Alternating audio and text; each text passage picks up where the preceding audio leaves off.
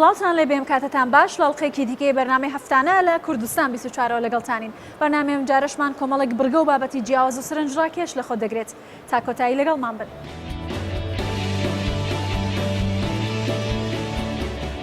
فۆتۆگرافەرێک وێنەی سرنجڕاکێشی سروشت و ئاژەڵە کێویەکانی کوردستان دەگرێت.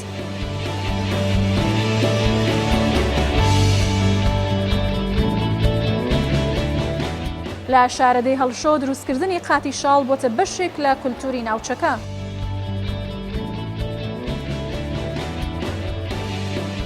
گەنجێک لە دێرەلووک مەیکاپی ترسناک و وێنەی زۆمبی لەسەر دەموچاوی هاوڕێکانی دەنەخشێنێت.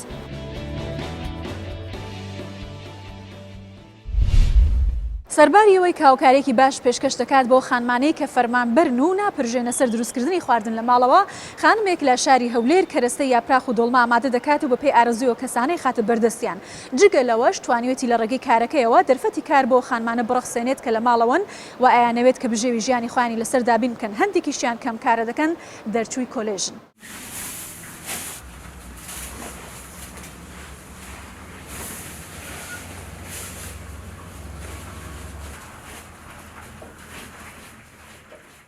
سەرەتا بیرۆکەکە لەوە داهاتکەوە دۆڵمە خواردنێکی سەرەکی کوردەواریە لە زۆربەی ماڵەکانی کوردەواری هەفتانە دووجار لێ دەندرێتن و کاتێکی زۆری دەوێتن بە تایبەتی بە ئەوانێکەوە فەرمانبەرن ئەو ئافراتانە و شتێکی تریش هەیە لێرانە هەتا ئێستاکە لە ناو خێزانی کوردەواریە خود لە خێزانی دەرێ ئافرەتە بڕیار دەدا کە چی لێ دەندرێتن. بە پێوەش کە ئەو کاتە لە بۆ ئافرەت بگەڕێتەوە بیرم لەوەی کردەوە مەوادی کەرستەیەکی دۆڵمە بە ئازیری هەبیتن بە کەمترین کاتە.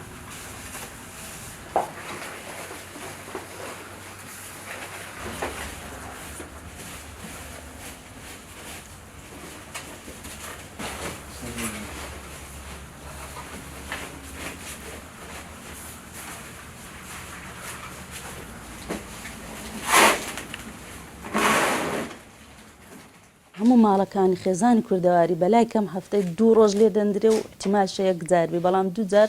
سەرەکی ترینیتیان و لە ڕووی لێنانەوە خانمان زیاتر کاتێکی زیاتری بۆ دادەنێن تەکلیفەکی لە ڕووی کات زیاتری دەوێتن. زۆربەی ئەوانەی کە دۆڵمە دروست دەکەن حتمما زووتریان دەبی پلانیان هەبیتن کاتەکەی لە بۆ دیابنێن خاستن ئەوانەی کە دەوامیان هەیە و لە دەرێنە بیرۆکەکە لەوە ڕاهات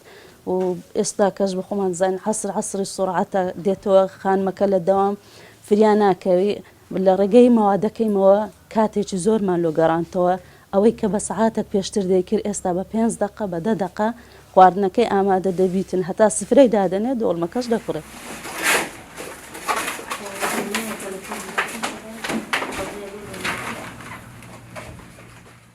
بخۆم بەشی ڕاگەاندنم دەرچووی بەشی ڕاگەاندنم تەواو کردیە بێکار بووم بە دوای دەرفەتی کاردا دەگەڕام بیرم لەوە کردەوە کە کارێک بکەم و فەراغێک هەیە لە بازاری کوردستانیش بەوەی کە بەرهەمی لە قوتونان و مەوادی فرێشمان کەمە. دۆڵمەش وە خواردنەکی کوردەواری هەرم بژاردکەوە لە زۆربەی مارەکان لێ دەندرێتن و خواردنەکی سەرەکی سەسفرەکانمانە بڕیارمدا لەوە دەست پێ بکەم سەرەتا لە کەرستەی دۆڵمەوە دەستم پێ کرد و فترەیەک تاقیم کردەوە زانیم کەوا سەردەگریتن ئێستا کە دەرفەتی کارم بۆ چەند ئافرەتێک ڕەخساندووە و ئیشەکەم بەرەبەرە هەز دەکەم وا بەرە باشتر دەچێت.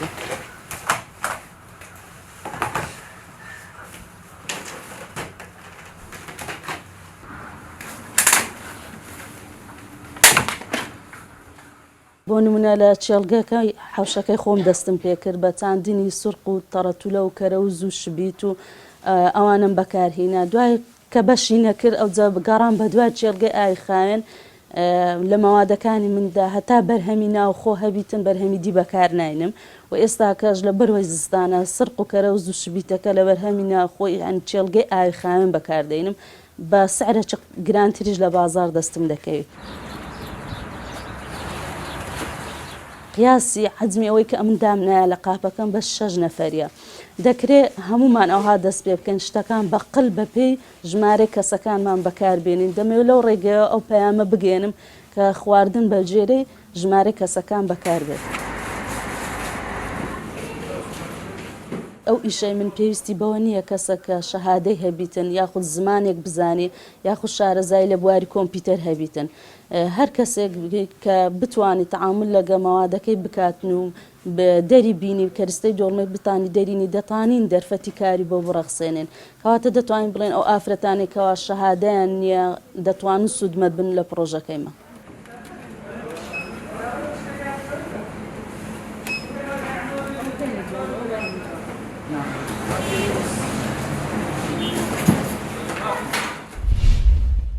فۆتۆگرافەرێکی دەڤەری سۆران کە لە ڕێگەی فۆتۆکانیەوە لە سروشتی جوانی کوردستان و ژینگەی پارێزرا و ئاژەڵە کێویەکان توانیوێتی لە سروشتی جوانی کوردستان و وێنانە بنەخشێت و هەروەها سەرنجی زۆری گەشتیاران بۆ ناوچەکە ڕابکێشێت توانیوێتی بەشداری چەندین پێشانگای نێودەوڵەتی فۆتۆگرافی بکات و هەروەها خەڵاتی شوەر بگرێت ئەو ئەڵێت ئامانجم ئەوەیە لە ڕێگەی فۆتۆکانمەوە جیهانی دەرەوە بە سروشتی جوانی کوردستان ئاشنا بکەم.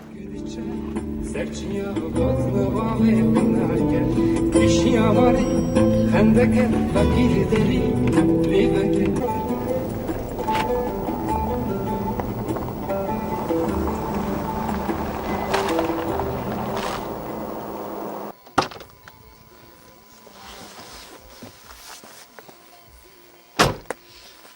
ناوی منی تەواو سابر خانە میر سولەیمانە ناسراوم سابر دری ساڵە 2004 من دەست بکارێ فۆتۆگرافی کردیە سەرەتا وەکو حەزێکم دەستی کرد و حتا نەها ئەس بەردەوامم سەر کاری خۆ من کار لەسەر سروشت و ژیانە کێویان کردیە نەک تەنێ کوردستانê بەلکو وڵاتین دیکەش وەکو ئیمارات تورکیە ئیران و هندستان کوردستان سریلانکا و زۆر ناوچەی دیکەش و پیشانگەهێت فۆتۆگرافیژی وەبووینە وەکو لەندەن وەکو ئیمارات هەم لە کۆمپانیا نیکۆن و هەم ناشنال جیۆگرافیک وەکو پارتیسیپیت بەشدار بوومە دگەلوان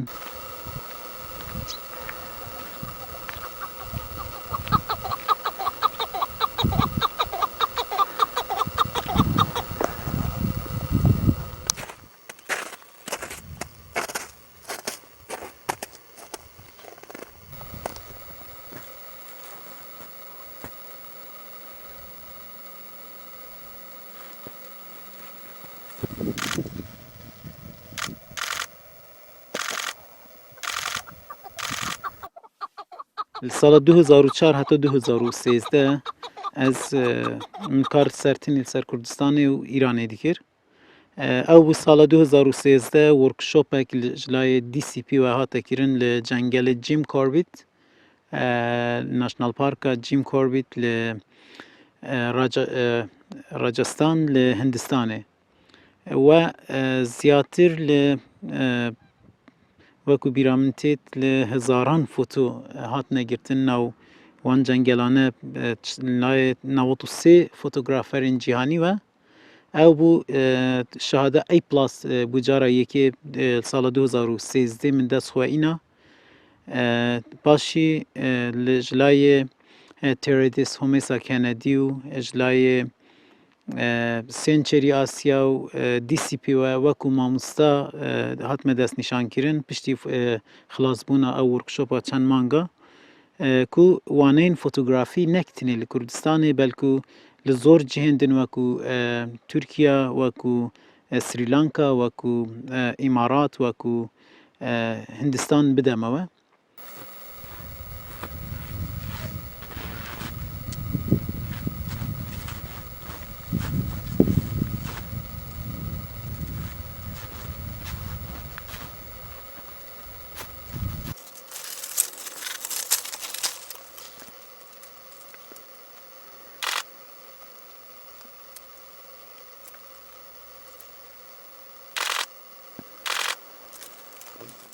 دادوەر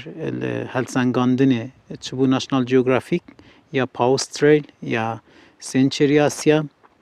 dikin we wêneyên baş ew helsengînin li ser astê qualîtî, çûniyetî, rêkxistina egzîf we fikre û zawiye. Xweşxalî we wekû Kurdek yekek bû me li وان شورت لیست یا کو بین توپ 10 و توپ 20 لناو هزاران فوتویان دا فوتوی من هبوه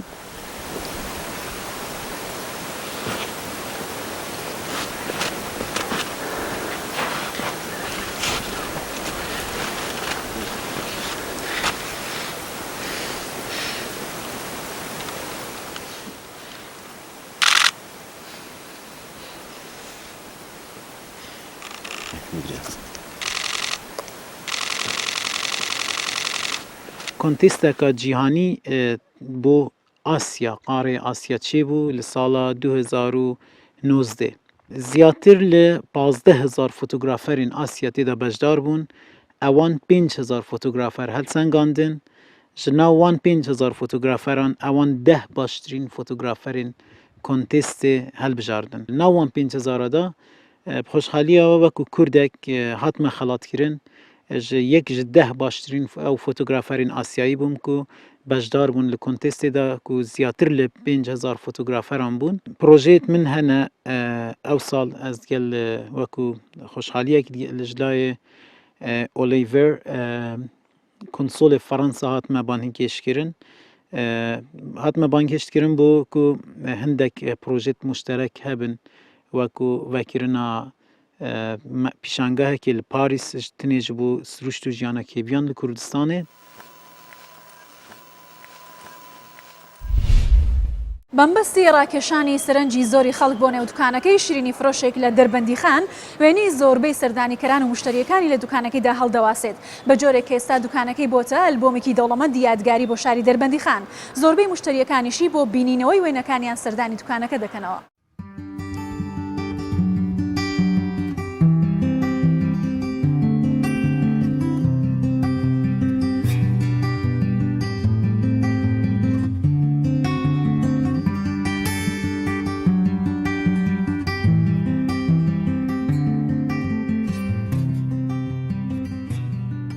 سێکەی ئەڵێ مرۆڤ چەند سەری ساڵێکەژی و دواترە مرۆ ڕابردووە بێ بەیادگاری دیارە فۆتۆش لەو ساتی کە ئەچرکێ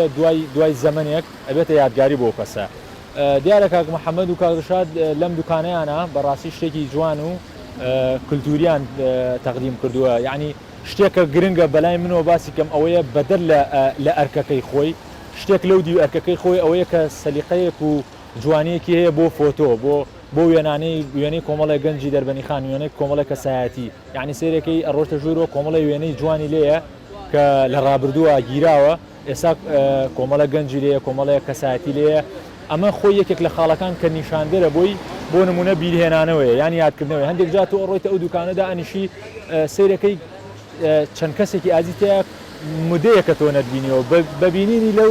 لەو دوکانەدا لەو وێنەدا سیرەکەی عاتفەیەکت ئەجوڵێ بۆ واتر ڕاکێشانی هەستی کۆمەڵایەتی زیادەکە.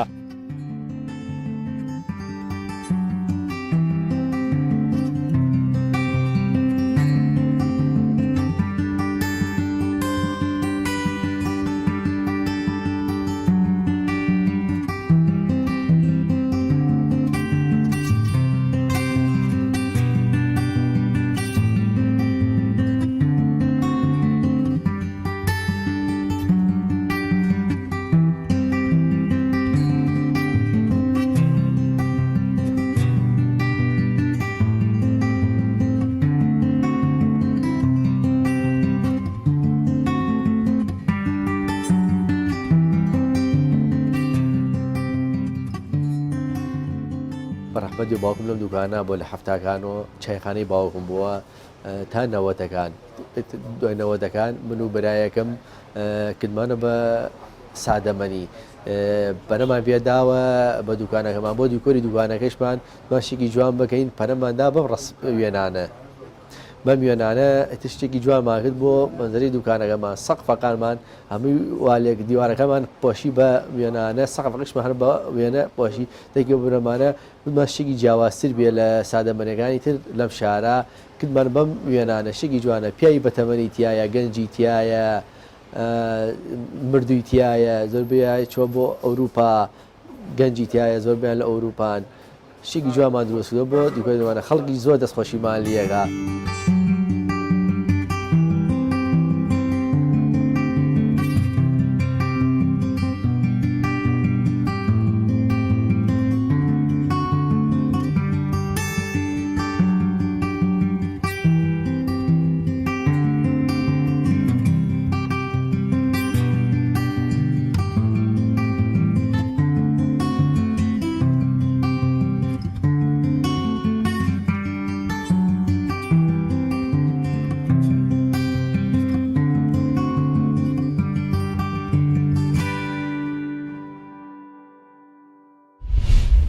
هۆگرالی گەنجێکی خەڵکی گوندی گەلەکایە لە سنووری ناحیەی دێرەلووک. ئەم گەنجە ئارەزوویەکی زۆری هەیە بۆ دروستکردنی وێنەی ترسناک و هەروەها وێنەی زۆمبی لەسەر دەموچاوی بەرادەرەکانی بە شێوازێکی زۆر جوان و سەرنجڕاکێش. ئەو کاری کە و دەیکات شارەزایەکی زۆر باشی دەوێت بە تایبەتی خۆی ئەڵێت ئەگەر دەرفەتی بۆ بەڕەخسێت دەتوانێت لە هونەری سینەماییشدا لە مەیکاپدا بەکاری بهێنێت.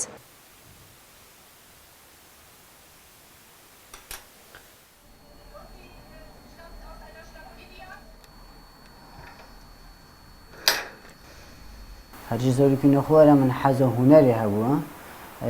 بەرینوکە من زۆربەگەرن کردن حەفڵا و سەفرەدا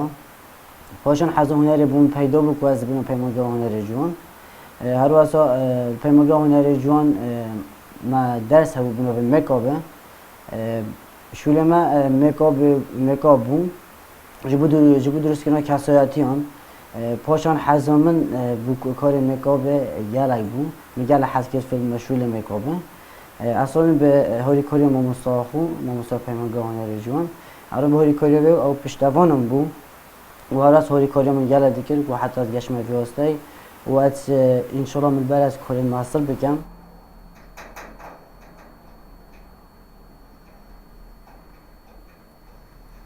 اف مکابه جبو هندی از کار سر دکم که از بشیم سبای خدمت بکم جبو سینما کردی بید جبو دراما کردی بید کار مکابه کاری گلگی آسانه یعنی نه دفسانهایه همین هزار بیر دفعه مروی هبن داگو بشید برینه که چکت آن جه صوت نه که خرید وجمان کدش می‌بینی تو نه ایدیوم چیه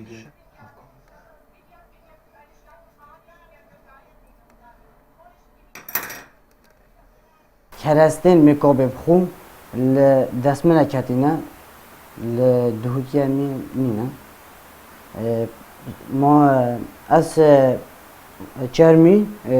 هویری چیتکم هویری و وازلینه و دیگر هندک اساسی از تکل دکم شتی چرمی جل درد کوید رنگشین دیگر رنگ رش دیوالکن کو جهاز ضربه بید کوavient dia zardan.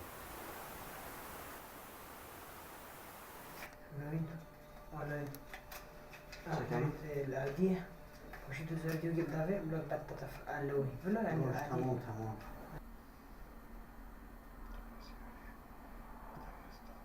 همین کس نجی بیکاری کن افکار حزن اگه حزن تا بکاره که چو دی بردام بی اول براستی حتی گشت موی راده کات بشین وان برینال چکم گلک جارن من شکستن دی داینو از نشیون برینه که بچیک چکم لهدی به افکاری ما مستعمل از فیلم که از بیکاری بگم و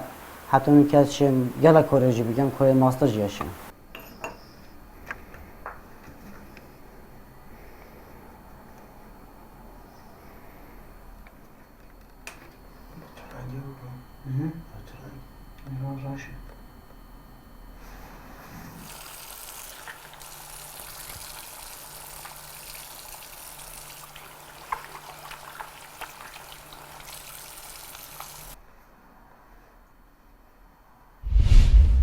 لە شارەدەی هەڵشوو لە ناوچەی پشدەر خەڵکانی ئەو ناوچەیە ساڵانێکی دوور و درێژە خەریکی دروستکردنی قماشی مەرەز و قاتی شاڵن کە وەکو کولتورێکی کۆنی ئەو ناوچەیە بۆیان ماوەتەوە لەگەڵ دروستکردنی ئەم قاتە شاڵانەدا کە زیاتر بۆ جلوبەرگی پیاوان بەکاردێت لە قۆناغەکانی دروستکردنیدا ئافرەتان ڕۆڵێکی بەرچاویان هەیە بە تایبەتی لە تەون و شۆردن و هەروەها شەنەکردندا کە ڕۆڵێکی بەرچاوی لە دروستکردنی قاتی شاڵی مەرەزی پیاوان هەیە.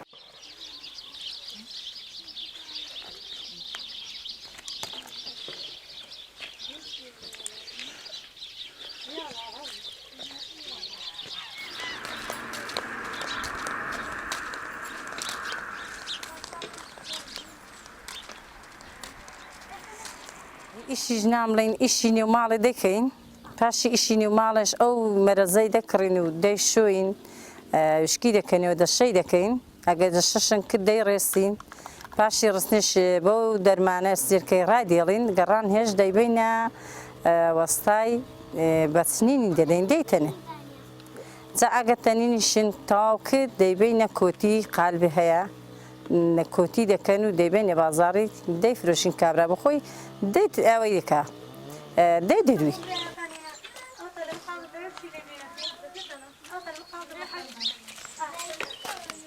ژنی کنما هەل لە زمانی قەدیمەوەرە خەریکی بوون با پیری ما نی بە بیری من نییە گا قەدیم ئەو ئیشیان کردووە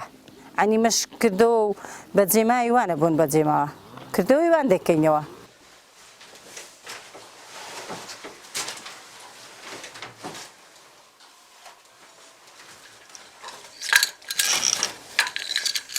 عەبدوڵڵا بامە شەریفە لە 1970 لەدایک بووم لە 91 وەرە جۆڵا دەکەم ژیانم لەسەر جۆڵا بوو معاشم نەبووە لە باو و باپیران ئەو پیشم بۆ ماوەتەوە لە شێستەکان ژیانم لەسەرە جۆڵای بووە دایک و باوکم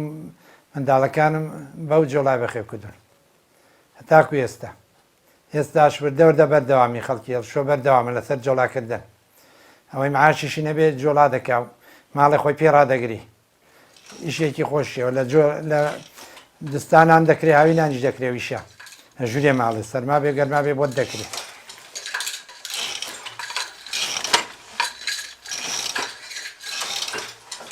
قاتی باش یەکەم دەبێ ئەو ئافرەتەی دەڕێسی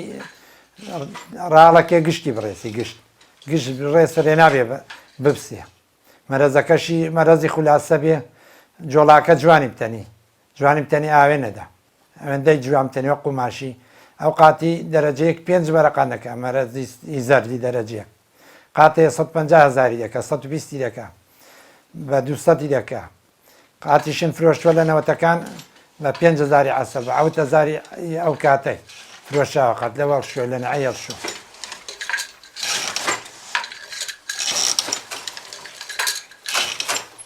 قاتێک کە تا دەبەری دەکەی 10 ڕۆژی پێدەچێت دەست نەفەری ئازای بڕێسی ژنی ئازای بڕێسی ڕۆژێ دەبێ پیلێکی زیاتر بڕێسی 1 پیلی چکە 13 پیلی دەوێ قاتی 7 پیلی بۆ ڕایشتنیە شەشی تێوە دەدەی 13 پیلی دەوێ قات 13 پیل دەبێت 10 ڕۆژانی پێوە بێ ئەگە ژنێکی ئازا و تونند و قایم بێ بڕێسی لە قەدیمەرە ژن لەگەڵ پیاوان خەریک بوون ئاوشانی یەکتر بوون پارسەنگیان بۆ پیاوان ڕاگرتووە ئەو جنە مەرەزی ڕست بە پیاوەکەش بۆی تەنیوە و فرۆشتوێتی و چووە ژیانی ماڵیان پێدابین کردووە بۆ ماڵ منداڵیان شت پێ کردووە